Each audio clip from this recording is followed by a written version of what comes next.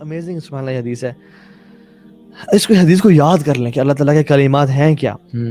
جب انسان کہتا ہے نا اللہ اکبر, اور چاہے وہ گناہ کر کے بھی آیا, چاہے وہ جتنی مرضی جو ہے نا اپنے نفس پہ ظلم کر کے آیا ہے, اور کہتا ہے الحمدللہ رب العالمین, اللہ تعالیٰ اس کو جواب دیتے ہیں حمدنی عبدی, میرے بندے نے میری حمد بیان کی.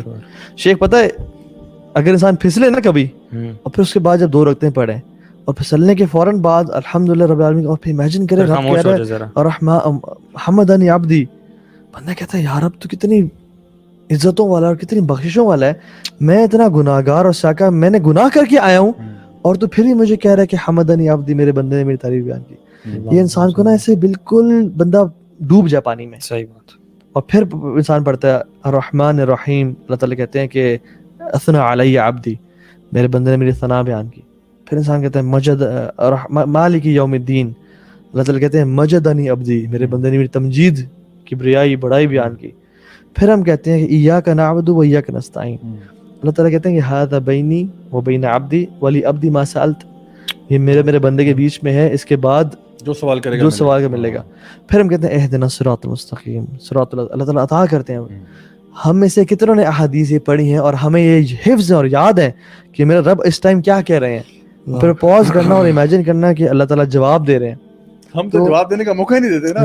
الحمدللہ رب العالمین الرحمن الرحیم, جس طرح ٹربو پہ پڑھ رہے ہیں وہ تو جواب تب ہوگا نا جب آپ آرام سکون سے پڑھیں گے, خوشبو سے پڑھیں گے, آپ کو پتہ ہے آپ کیا کہہ رہے ہیں. اور دیکھیں جو بھی آپ نے اللہ تعالیٰ کی حمد و ثنا بیان کی, اللہ تعالیٰ کی کبریائی بیان کی, اس کے بعد جو آپ سوال کر رہے ہیں نا اہدنا الصراط المستقیم, یہ سوال یہ جو آپ اللہ تعالیٰ سے کر رہے ہیں کہ اللہ مجھے ہدایت دے صراط مستقیم کی, یہ کتنی ویلیوبل چیز ہے. مطلب ہم لوگ اکثر اوقات نا ہدایت کو بہت ہلکا لے جاتے ہیں. آپ کے پاس دنیا کی کوئی نعمت نہ ہو اور ہدایت ہو, آپ بڑے کامیاب آدمی ہیں. آپ کے پاس دنیا کے $1 ٹریلین ہونا لیکن ہدایت نہیں ہے, تو آپ سے بڑا ناکام آدمی کوئی نہیں ہے. اور آپ مانگ تو رہے ہیں لیکن آپ ایفرٹ کتنی کر رہے ہیں. آپ کہتے رہے ہیں ہر نماز میں اہدنا الصراط المستقیم, اور فرائض میں 4 دفعہ, اور پھر آپ ملٹی پلائی کر لیں. ہماری پھر نمازیں وہ فزیکل ایک وہ رہ گئی ہے, اس کا ہماری زندگی پہ اثر کوئی نہیں. میں ایک نا ٹپ دوں, میں نے ایک شیخ سے سنی تھی, بڑی مجھے تو اپنے لیے بڑا جیم لگا. اور یہ ایک نا اگر کوئی آپ میں سے چاہتا ہے تو اس کو غور سے سنیں. نمبر 1 ایک یہ, جو شخص چاہتا ہے کہ اپنی نماز میں خشوع لے کے آئے اور اس کو خشوع فیل ہو, وہ اپنی جنرل لائف میں خشوع لے کے آ جائے. کیونکہ نماز میں خشوع اسی انسان کو ملتا ہے جس کی زندگی میں عام طور پہ خشوع ہوتا ہے. وہ اپنی زندگی اللہ تعالیٰ کے کانشیس میں گزارتا ہے کہ مجھے رب میرا دیکھ رہا ہے, میرا اللہ مجھے دیکھ رہا ہے.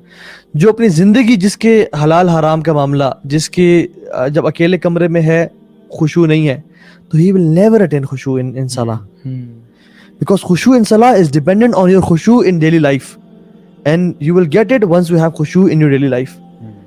صحیح بات. یہی تو وجہ ہے کہ ہمیں خشوع نہیں مل رہا. ہماری زندگی کیسی ہے اور ہم پھر نماز کی طرف آتے ہیں تو پھر کیا کر لیتے ہیں. اچھا دیکھیں صحابہ کا جو طرز زندگی تھا نا, اب وہاں پہ کوئی تفسیر لیکچر اور یہ اس قسم کی چیزیں نہیں تھیں. اس میں زیادہ پتہ کیا تھا, ان کی نماز ہی ان کی تفسیر سیشن ہوتا تھا. اور صحابہ کا ایک یہ معمول بھی تھا, اور مطلب نبی کریم صلی اللہ علیہ وسلم کا بھی, کہ جب کوئی آیت بہت ہٹ ہو رہی ہے نا اس کو ریپیٹ کرتے تھے. یعنی ایک آیت جو ہے اس کو ریپیٹ کیے جا رہے ہیں حتیٰ کہ لوگ جو ہے نا وہ کہتے تھے کہ آج ہمیں اس آیت کا مطلب سمجھ میں آ گیا. حالانکہ کچھ اور نہیں کہا, ہماری طرح نہیں کہ وہ بیٹھ کے تفسیروں کے اوپر سیشن ہو رہے ہیں اور بتا رہے ہیں اس کا یوں مطلب بھی ہو سکتا ہے, یوں بھی ہو سکتا ہے. وہ ایک آیت جس انداز میں پڑھی جا رہی ہے نا, جس انداز میں وہ پڑھی جا رہی ہے, جس انداز میں اس کی تلاوت کی جا رہی ہے اور بار بار کی جا رہی ہے, ہر سننے والے کو سمجھ میں آ گیا کہ اس کا مطلب کیا تھا. ہر سننے والے کو سمجھ میں آ گیا. تو یہ یعنی آپ سوچیں کہ صحابی گزرے حضرت عائشہ کے گھر کے حجرے سے باہر نا, اور انہوں نے دیکھا حضرت عائشہ تلاوت کر رہی ہیں اور ایک آیت ریپیٹ کر رہی ہیں, فَوَقَاهُمُ اللَّهُ شَرَّ ذَلِكَ الْيَوْمِ وَلَقَّاهُمْ نَظْرَةً وَسُرُورًا, کہ اللہ نے ان کو بچا لیا اس دن کے شر سے اور سرور میں اور اچھے باغات میں انٹر کر دیا. کہتے ہیں میں گزرا, کہتے ہیں میں اپنا کام وغیرہ کاج کر کے واپس آیا, and she was still crying and she was saying فَوَقَاهُمُ اللَّهُ شَرَّ ذَلِكَ الْيَوْمِ. مطلب she was reciting again and again کہ اللہ نے ان کو اس دن کے شر سے بچا لیا. and you know she must be imagining کہ یا رب یہ ہمارے لیے کاش ہو جائے, کاش مجھے ان لوگوں میں سے بنا دے جو یہ کہہ رہے ہیں کہ فَوَقَاهُمُ اللَّهُ شَرَّ ذَلِكَ الْيَوْمِ, ہمیں بچا لیا. اچھا میں بتاؤں اس کو, یہ سائیکولوجیکلی اسپیکنگ نا اس طرح کی جو پریکٹس ہوتی ہے نا, یہ آپ اپنے آپ کو نا پہلے اس سچویشن میں لے کے آتے ہیں, آپ اس اپنے آپ کو اس انوائرمنٹ میں ڈالتے ہیں, اور پھر آپ اس کو اپنی ریئلٹی بنا لیتے ہیں. مطلب کوئی بھی چیز اگر آپ جس کو کہتے ہیں نا کہ ویژولائز کرنا, لائک بہت بڑی بڑی جو اسپورٹس ٹیمز ہیں, بہت بڑے بڑے جو for example football teams ہیں یا اور ڈفرینٹ اسپورٹس کی جو ٹیمز ہیں, وہ پہلے پتہ ہے ان کے جو کوچز ہوتے ہیں نا, وہ ان کو ویژولائز کراتے ہیں کہ imagine lifting the cup in your hands, imagine becoming successful. So a lot of the Sahaba, when they would recite these ayat, they would recite as if وہ already جنت میں داخل ہو رہے ہیں اور وہ ان چیزوں کو ایکسپیرینس کر رہے ہیں. اور جب وہ اپنے آپ کو اس ویژول میں لے کے آتے ہیں نا, تو آٹومیٹکلی انسان کو لگتا ہے کہ یار اگر میں اپنے آپ کو یہاں دیکھ رہا ہوں تو اس کے لیے پھر مجھے آج کیا کرنا ہوگا. آٹومیٹکلی وہ اپنے آپ کو اس چیز کے لیے گیئر اپ کرتا ہے, اس کے اندر موٹیویشن پیدا ہوتی ہے, اس کے اندر وہ سب کچھ جذبہ پیدا ہوتا ہے. عمر بن خطاب جو ہے رضی اللہ عنہ, وہ کہا کرتے تھے کہ نماز کے اندر نہ رویا کرو, اور اگر رو نہیں سکتے نا تو رونے والی شکل بنا لیا کرو. اور آپ کو پتا ہے کہ میں پبلک اسپیکنگ جب سکھاتا ہوں تو اس میں یہ چیز بتاتا ہوں کہ fake it till you make it, right. کہ فار ایگزامپل سم ٹائمز کیا ہوتا ہے کہ آپ یعنی نارملی کیا ہوتا ہے کہ آپ کے ایموشنز اندر ہوتے ہیں اور پھر وہ باہر نظر آتے ہیں. یعنی آپ اندر کچھ چیز, فار ایگزامپل میں اگر غم فیل کر رہا ہوں تو غم پھر پہلے مجھے اگر کوئی بڑی بری نیوز سنائی ہے آپ نے تو میرے اندر غم پیدا ہوا, پھر وہ میرے چہرے پہ نظر آنا شروع ہو جائے گا. یا اگر مجھے کچھ آپ نے خوشی کی بات بتائی تو میں نے اندر خوشی محسوس کی ہے, پھر وہ خوشی میرے چہرے سے نظر آ رہی ہے آپ کو. لیکن some times it works the other way around also. جیسے کافی یہ جو ہندوز میں یہ پریکٹس کرتے ہیں کہ وہ سارے مل کے جو ہے نا کھڑے ہو کے ہنسنا شروع کر دیتے ہیں. تو ابھی ہنسی کسی کو نہیں آ رہی بہت, یعنی جو ان کے سینئر سٹیزنز ہوتے ہیں نا وہ ہاتھ پکڑتے ہیں اور ہنستے ہیں. اچھا ہنسی کسی کو آ نہیں رہی ہوتی, لیکن ایسے ہی بس کہکے لگانا شروع کر دیتے ہیں. وہ کہکے لگا تو رہے ہوتے ہیں ایسی فضول میں, لیکن ان کو اندر ہنسی آ جاتی ہے. یعنی اس کے بعد وہ جینوئنلی ہنس رہے ہوتے ہیں. اسی طرح سے اگر آپ اپنے آپ کو ایک غمزدہ موڈ میں لے کے آ کے بیٹھ جائیں نا, تو تھوڑی دیر کے بعد, حالانکہ آپ غم میں نہیں تھے, آپ غمزدہ موڈ میں آ گئے, تو آٹومیٹکلی آپ کے اندر بھی وہ چیز ٹرانسفر ہو جاتی ہے. سو کبھی کبھار کیا ہوتا ہے کہ آپ جب نماز پڑھنے کے لیے جا رہے ہوتے ہیں نا, تو آپ اپنے آپ کو جان بوجھ کے کہتے ہیں کہ یار میں نے ہمبل کرنا ہے اپنے آپ کو. میں maybe I am not feeling so humble right now, لیکن ایٹ لیسٹ مجھے, کیونکہ دیکھیں نماز کی جو پوسچرز ہیں وہ بھی سارے ہیوملٹی والے ہیں. آپ سر جھکا کے کھڑے ہوتے ہیں, سجدے کی جگہ پہ دیکھ رہے ہوتے ہیں, سر جھکا ہوتا ہے, آنکھیں نیچے ہوتی ہیں, ہاتھ بندے ہوتے ہیں, بالکل آپ ایک تمیز, یعنی یہ اگر آپ ایک بندے کا پوزیشن دیکھیں جو نماز کے لیے کھڑا ہوتا ہے, یہ بڑی عاجزی اور انکساری والا پوسچر ہے.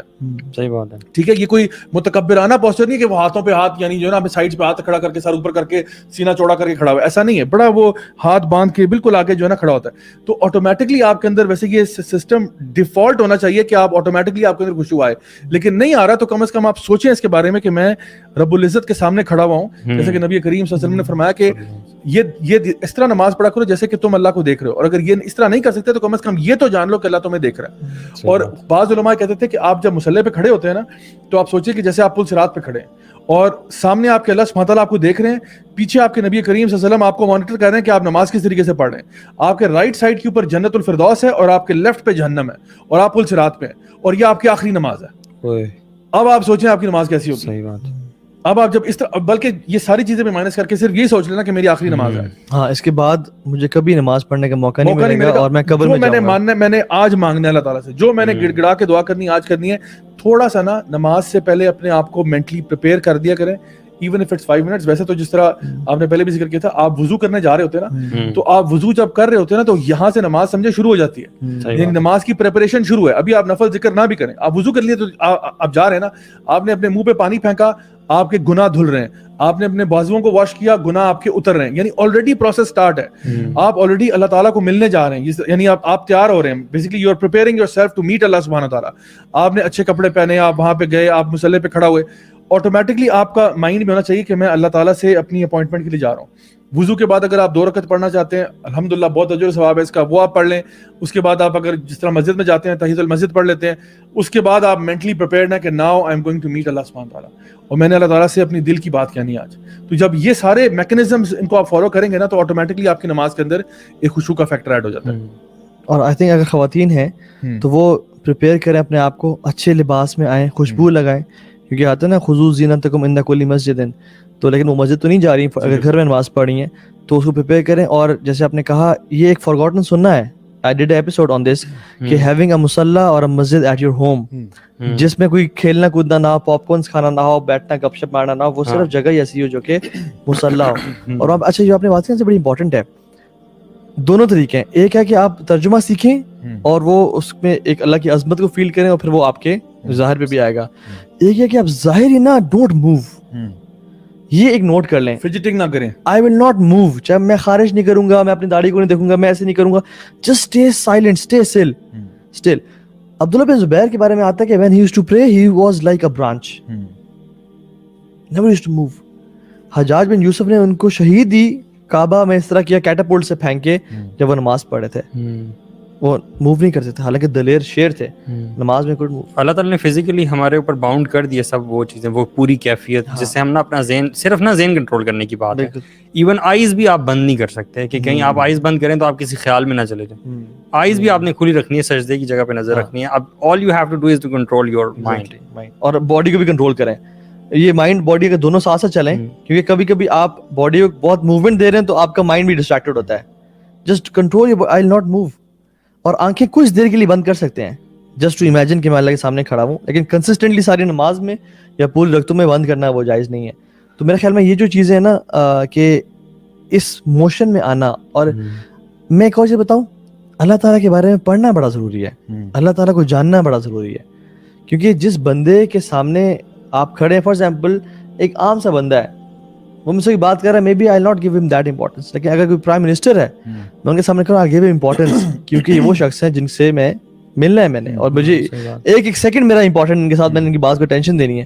جب رب کی عظمت آپ کے دل میں ہوگی کثرت سے کہ یار رب اللہ تعالیٰ کے سامنے کھڑا ہوں, تو پھر آپ کی نمازیں بہت ڈفرینٹ ہو جائیں گی. اللہ کے اسماء و صفات کا تعارف ہونا بہت